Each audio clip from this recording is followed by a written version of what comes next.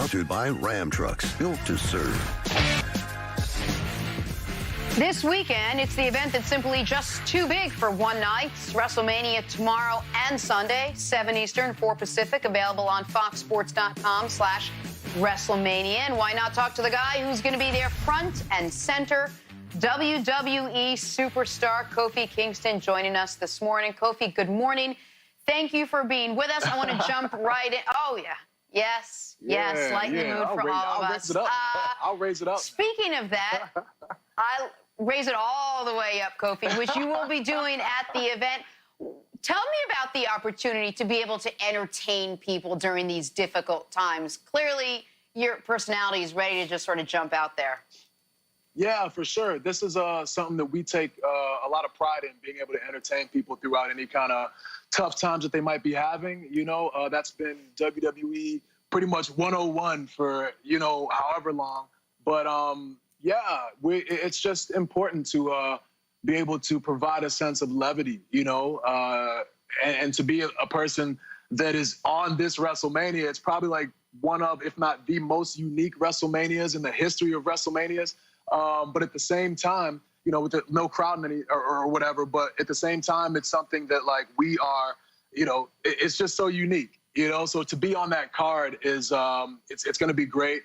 And, we take a lot of pride in just bringing that energy, and it's still WrestleMania for us. So I think the show is going to be great. It's going to be 2 days, which has never happened before either. Gronk as the host, me being a Patriots fan. And as a matter of fact, so I just watched you guys' segment just before, and like when I was thinking about the questions that you guys might ask me for this interview, I was like, oh man, they probably might ask me about Brady. They might ask me about the Patriots. I'm like, man, what if we got Tua? Hand to God, and then I wake up, and the Boston Globe has this article about this possibility. So this is why you put these things out into the universe, you affirm. My mom always says affirmation is key, and now here we are. I don't want to get my hopes up, but man, if we got Tua, boy, come on, man. Come on. Let's go. Well, I know we're going to get into Gronk and the Tom Brady or Tua later in our discussion, but I want to ask you about this weekend in this regard. A huge part of your story has been the embrace of the fans, the way the fans have embraced you, not only from their couches, but in the arena. The pop you get in the crowd is one of the things that really skyrocketed you to real superstardom. WrestleMania this year is in a very unique place, as we all are, as we're dealing with this pandemic. How much more incumbent is it going to be on the superstars to bring even extra energy because there's no crowd? And how much tougher is that as a superstar when you don't hear the crowd either chanting or booing, but you've got to deliver it because people are doing that on their couches? You just can't see them and hear them. It's definitely a lot different. I'm not going to lie, Nick. When we were out there, it's just different. Like you said, we thrive off the crowd. It's such a huge part, probably the biggest part of what we do. But at the same time, like as performers, we have this internal sense of, I guess, where the crowd should be. And for myself, like I told you, like when I was on the show like a while ago, this is all I've ever wanted to do. So anytime I get into a ring and I start getting in there, again, with guys like the Usos or guys like Miz and Morrison, who are so good at what they do, you can't help but feel energized. And that energy just carries out throughout the arena.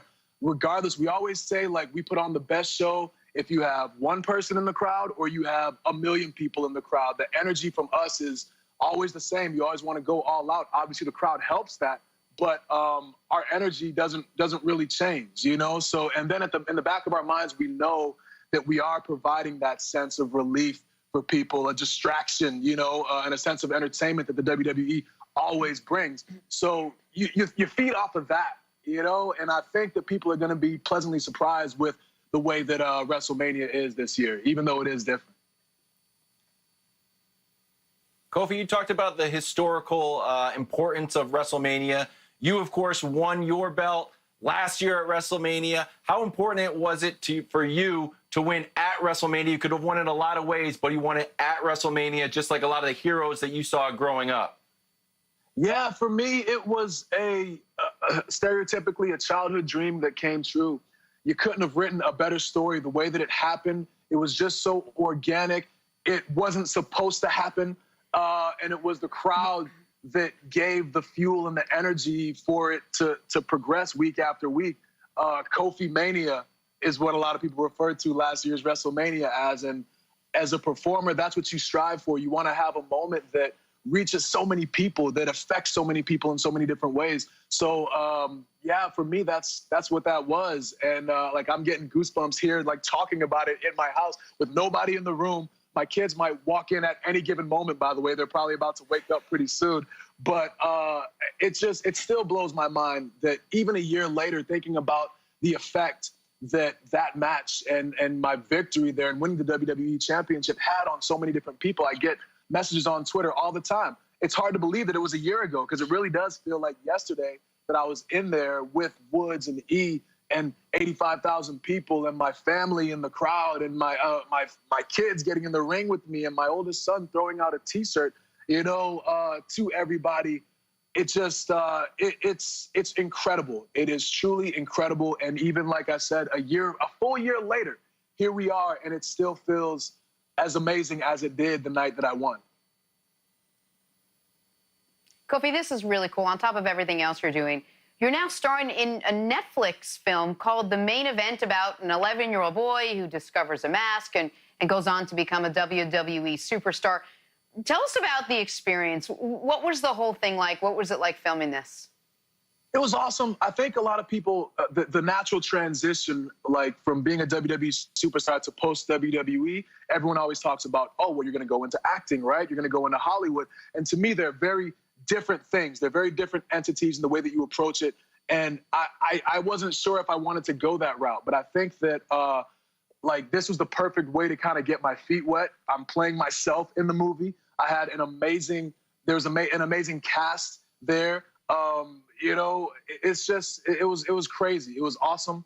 And, you know, myself, I'm in it. Sheamus is in it. It's a story about a boy who finds like a magical lucha mask and he gets all these wrestling powers. You know what I mean? And he's able to go out and like live out his dream. And I just happen to be the character that he looks up to in the movie. So he's wearing my shirt. He's, you know, his grandmother is in love with me, you know? So it's an awesome, like, just a fun story that comes out on Netflix. And the timing actually couldn't be any better, because with everybody being indoors, a lot of people are watching Netflix, you know? So I think this story is going to be able to bring people a lot of, just a lot of joy. It's like your feel-good, like, if you're a kid who wants to be a wrestler, this is kind of the story that you want to be involved with. So I'm looking forward to it. I think it was great. What's up, man? Kofi, our colleague at Fox Sports, future NFL Hall of Famer Rob Gronkowski, you mentioned him earlier. He obviously has a huge part with WrestleMania. I am curious if he decided to go full bore. Oh, look at that guy. I didn't even see him there. What's up, man? He jumped. I told you he was going to wake up. If he decided to go full bore, yeah, absolutely. We were too loud. WWE superstar, you think Gronk has it in him if he wanted to drop the mic and try to get in the ring with you guys? Oh, yeah, 100%. I had the opportunity to cross paths with him as all the things were going on. And Gronk, definitely, his personality is such that, you know, when he got in the ring a few years ago in the Andre Memorial Battle Royal, he just looked like he belonged. You know what I mean? So, yeah. He's got it on the mic. He's got the charisma. He's got the size. He's got the energy. And I think he's been wanting to do this for a real long time. So we'll see what happens after he hosts. But I wouldn't be surprised if he ended up in the ring at some point soon. Kofi, Bill Belichick is a champion. You're a champion. As champion to champion, if you call Belichick, what do you want to do at quarterback now? Ooh.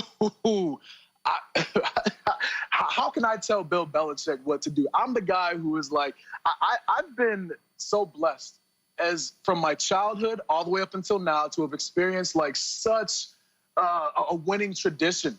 And I'm so spoiled. You know, I've been to 9 Super Bowls. You know what I'm saying? And I say that because I feel like I was on the field with my boys. You know what I'm saying? And you know, I've won 6 of them. There are so many of my friends who haven't even sniffed the Super Bowl. They haven't sniffed the playoffs. I mean, Kansas City hadn't won the Super Bowl in 50 years. I don't know what that feels like. And that's all because of Bill Belichick and his plan, you know, and the system. You know what I'm saying? So, so I don't know, man. I'm always one to just trust in the system. And I think that Belichick knows what he's doing, you know, and as sad as it was to see Tom Brady go, I feel like he's given me so much as a fan of the Patriots that if he wants to go off and prove himself somewhere else and he wants to do other things, I feel like he's earned that right, you know? So so we'll see, man. It's a very long-winded answer to say that, you know, to beat around the bush here and not give I gave you a non-answer, you know? I'm not going to give Bill Belichick any kind of advice. I'm super excited for the adorable little boy on your lap. Just like you got 2 uninterrupted decades of success in Super Bowls with Brady, he's going to get to grow up in the Jared Stidham era, and I'm sure it'll be just the same. And you guys, it'll be you guys and you and him will be able to compare memories of the Brady era you grew up in, and the Stidham era that adorable little boy is about to come of age into. Hey, look, this is my son Kai, and he might be getting into the Jared Stidham era. But I think a lot of people might have said the same thing about Brady when Bledsoe went out oh so long ago. And I'm not saying that Stidham is Brady by any means, but let's give Stidham a chance before everybody starts throwing all these pot shots and making these jokes. You know what I mean? We'll see, man. We'll see. Like I said, I don't. When it comes to the Patriots, I have faith. I have faith. You know, our defense is still tight, so hopefully Stidham can grow and become Tom Brady-esque, and maybe he'll come on the show and make you eat those words, Nick. You know, make you eat those words. Wouldn't we love that? Hey, Kai, it's great to meet you. We love seeing you. We love the work your dad does. Kofi, thank you so much. You're such a great personality, so much to contribute. We really appreciate speaking to you this morning. Good luck this weekend at WrestleMania. We'll be watching. Thank you so much. I appreciate you guys. We have to take a break. Of course. Hey, coming up, are the Kansas City Chiefs destined to repeat? We'll have the latest breaking news next on First Things First. Jump on this bandwagon,